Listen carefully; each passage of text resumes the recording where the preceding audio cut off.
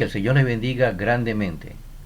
Continuamos con nuestro estudio Conociendo a Jesús. Estamos viendo los milagros de sanidad que el Señor hizo y esperamos que a través de estos estudios las personas que escuchan este mensaje puedan conocer un poco más de Jesús, puedan tener un poco más de fe en Él. Esta vez voy a utilizar la versión Reina Valera del 60. Vamos a ver cuando Jesús sana a un paralítico. El texto se lo encuentra en el Evangelio de San Marcos, capítulo 2, versículos del 1 al 12. También está en el Evangelio de Mateo, capítulo 9, los primeros 8 versículos. Y también en Lucas, capítulo 5, desde el 17 hasta 28. Voy a utilizar el texto de Lucas, ya que presenta todas las ideas recogidas de Marcos y de Mateo. Lucas empieza la descripción de este acontecimiento presentando a los eruditos de las Escrituras atentos a las enseñanzas de Jesús. Parece que sus intenciones no eran aprender algo de Jesús, sino de encontrar algún error para utilizar ese recurso para desacreditarlo. Con todo lo sucedido, Jesús revelará lo que hay en los corazones de estos eruditos. Veamos. Lucas capítulo 5, versículos desde el 17. Aconteció un día que él estaba enseñando y estaban sentados los fariseos y doctores de la ley, los cuales habían venido de todas las aldeas de Galilea y de Judea y Jerusalén, y el poder del Señor estaba con él para sanar. Y sucedió que unos hombres que traían en un lecho a un hombre que estaba paralítico, procuraban llevarle adentro y ponerle delante de él. Pero no hallando cómo hacerlo a causa de la multitud, subieron encima de la casa, y por el tejado le bajaron con el lecho, poniéndole en medio delante de Jesús. Al ver la fe de ellos, le dijo: Hombre, tus pecados te son perdonados. Entonces los escribas y los fariseos comenzaron a cavilar diciendo: ¿Quién es este que blasfema?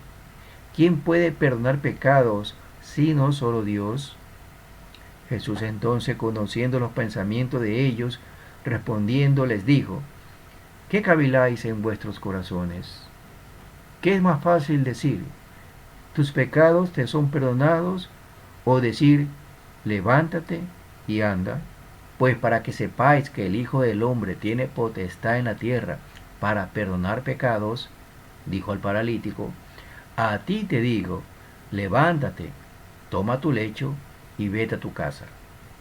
Al instante, levantándose en presencia de ellos y tomando el lecho en que estaba acostado, se fue a su casa, glorificando a Dios. Y todos, sobrecogidos de asombro, glorificaban a Dios, y llenos de temor decían: hoy hemos visto maravillas. En el versículo 17, Lucas realiza una afirmación que no hay que dejarla pasar a la ligera. Dice que el poder del Señor estaba con Jesús para sanar.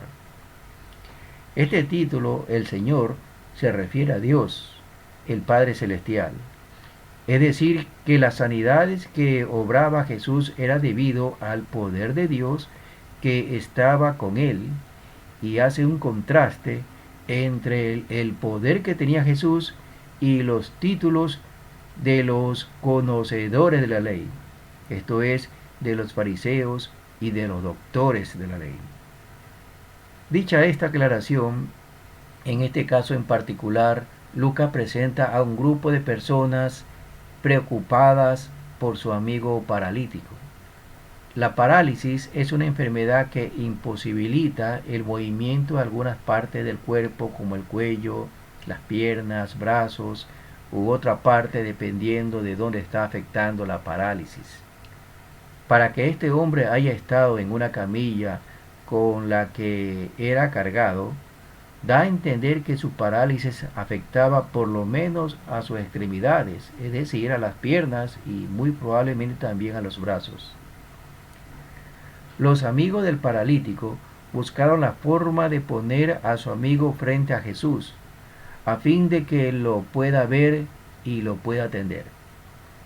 La gran cantidad de gente que existía imposibilitaba la entrada a la casa donde estaba Jesús. Pero ellos no estaban dispuestos a dejarse vencer por las circunstancias. No pudieron llegar a la puerta ni por la ventana, así que lo hicieron por el techo. Eso es tener decisión, eso es tener fe. Jesús pudo ver la fe de estos hombres. ¿Sabe cómo pudo ver esa fe? Por los hechos. El comportamiento de los amigos del paralítico revelaba la fe que tenía en Jesús, venciendo obstáculos y consiguiendo lo que se habían propuesto, poner a su amigo frente a Jesús. La fe no se manifiesta con declaraciones ni con palabras, sino con hechos. Entonces, sucede algo que nadie imaginaba. Los amigos del paralítico y el mismo paralítico esperaban un milagro de sanidad. Pero Jesús le perdona sus pecados a viva voz y delante de todos. El Evangelio de Mateo describe lo sucedido con la siguiente expresión: ten ánimo, hijo, tus pecados te son perdonados. Está en Mateo 9:2 si quiere revisar. Jesús se concentró en primer lugar en la enfermedad espiritual, en la enfermedad moral, si se quiere, del paralítico. Se sabe que una de las causas de la parálisis general se debe a otra enfermedad infecciosa, la sífilis, la misma que es transmitida principalmente por contacto sexual. No debo afirmar que esa fue la causa de la parálisis de este hombre. Solo intento explicar que había algo que lo llevó a estar enfermo. Y por el comportamiento de Jesús, ese algo era una práctica pecaminosa que el hombre había llevado en su vida. Ten ánimo, hijo, tus pecados, escuchen esa expresión en plural, tus pecados te son perdonados, le dijo Jesús. Así es el Señor. Puede ver cosas que no se aprecian a simple vista. Con la debida observación, notó que los amigos del enfermo tenían fe. Su comportamiento revelaba esa fe. Sin embargo, también pudo notar lo que es imposible apreciar ni siendo un experto observador, que lo que agobiaban al hombre era principalmente su vida de pecado. Lo primero que hizo Jesús es libertarlo de la culpa de ese pecado o de esos pecados. Presta la debida atención a lo que voy a decir. Si este hombre era sanado de la parálisis y mantiene su vida de pecado, caminando y brincando se hubiese ido al infierno, al castigo eterno. A eso vino Jesús, a liberarnos de la condenación del pecado. No podemos olvidar a los eruditos de la Escritura que estaban presentes. Con todo conocimiento no pudieron ver la fe de los amigos del paralítico. ¿Qué iban a poder entender sobre la necesidad espiritual que tenía ese hombre? Es decir, que sus pecados tenían que ser perdonados. Mucho menos, a pesar de toda su preparación intelectual, podían identificar quién era aquel que estaba perdonando pecados. Nuevamente Jesús utilizó su don sobrenatural y pudo escuchar los pensamientos de los escribas y de los fariseos. ¿Quién puede escuchar los pensamientos de otro? Pregúntese en esto, por favor. ¿Quién puede escuchar el pensamiento de otra persona? Jesús sí que pudo. Y a todo esto voy a citar otros textos de las Escrituras que bien lo conocían los eruditos que estaban pensando mal por lo que Jesús hacía. Dice en el libro de los Proverbios, capítulo 21, versículo 2. Al hombre todos sus caminos le parecen correctos, pero Jehová examina los corazones. Subrayen esa palabra, examina. Dios examina los corazones o los pensamientos, podríamos decir. Voy a también leer Jeremías, capítulo 17, versículo 2. Dice de esta manera: Yo, Jehová, que escudriño la mente, que examino la mente, que pruebo el corazón, para dar a cada uno según su camino, según el fruto de sus obras. Ellos debieron entender que alguien con la misma capacidad de Dios estaba conociendo sus pensamientos.